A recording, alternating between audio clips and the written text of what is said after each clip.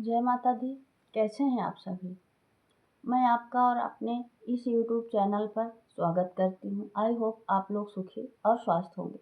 आइए बात करते हैं माता सिद्धिदात्री की। माता सिद्धिदात्री की उत्पत्ति कैसे हुई और समस्त सिद्धियों को देने वाली माँ जो हैं, तो हमें उनसे क्या सीख मिलती है।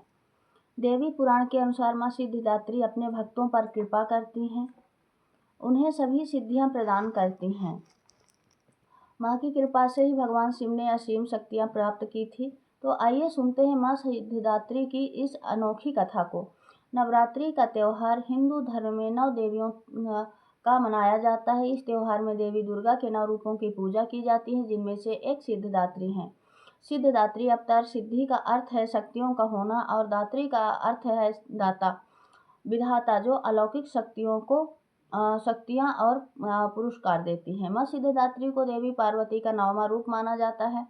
माँ सिद्धिदात्री 4 भुजाओं वाली, शक्तिशाली, बलशाली और माँ के दाहिने तरफ नीचे वाले हाथ में चक्र, ऊपर वाले हाथ में गदा, वहीं माँ के निचले वाले हाथ में शंख और ऊपर वाले हाथ में कमल का फूल है, जिसे धारण कर माँ बहुत सुंदर लगती हैं। अपने इन्हीं अस्त्रों में से माँ राक्षसों का वध करती है। माँ की सवारी सिंह है, जो कि माँ की परछाई की तरह उनके साथ चलता है। माँ कमल के फूल पर आसीन होती हैं। ऐसी मान्यता है कि जो भक्त माँ की सेवा पूरे विधि विधान से करता है, उस पर माँ की कृपा सदैव बनी रहती है।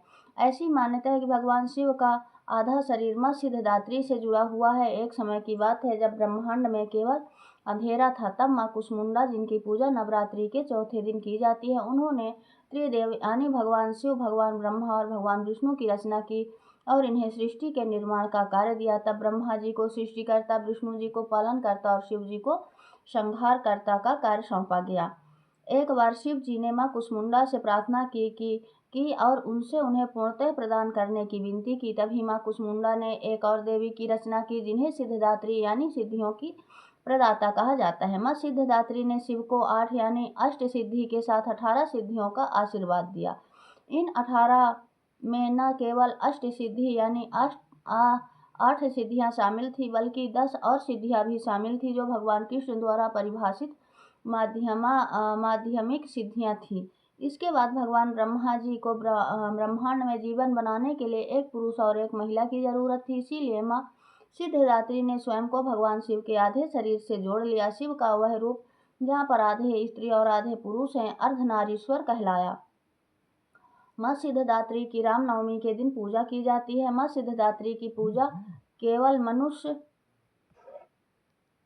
ही नहीं करते, बल्कि देवता, गंधर्व, असुर, यक्ष और सिद्ध भी करते हैं। माँ की ऐसी अनेक कथाएं प्रचलित हैं, जिन पर माँ ने सिर्फ भक्तों को और देवताओं को ही नहीं, बल्कि राक्षसों को भी मोक्ष दिया है। कहते हैं कि यदि सच्चे मन से माता के मंत्रों का जाप किया जाए तो माता शीघ्र ही प्रसन्न हो जाती हैं और समस्त मनोकामनाएं पूर्ण करती हैं।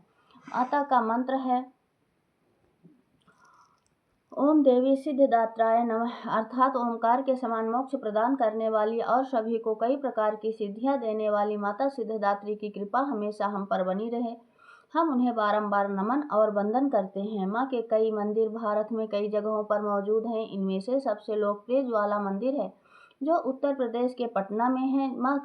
माँ की कृपा खुद पर बनाए रखने के लिए भक्तों को निरंतर माँ की सेवा करते रहना चाहिए और ऐसी कोई गलती नहीं करनी चाहिए जिससे माँ उनसे रुष्ट हो जाए। ऐसी मान्यता है कि जो भक्त माँ सिद्धिदात्री की पूर्ण निष्ठा से सेवा करेगा, उसे सभी सिद्धियां प्राप्त होती हैं। जय माता दी।